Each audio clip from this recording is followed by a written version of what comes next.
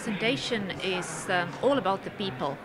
What kind of a person you should be to start up, and what kind of a startup it should be that you can really devote your passion and your time to.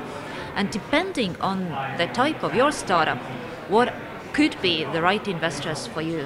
While starting a startup, you should be sure it's a hard work, but it's also a fun.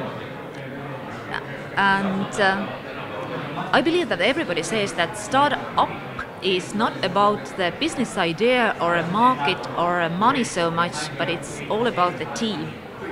How the right team can do the right things, and it must be obvious to the others also.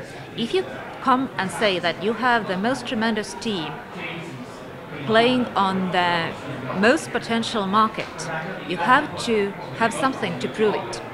The references on your skills, the references on your ability to really capture that market are very important for every funder, and that's good to be kept in mind.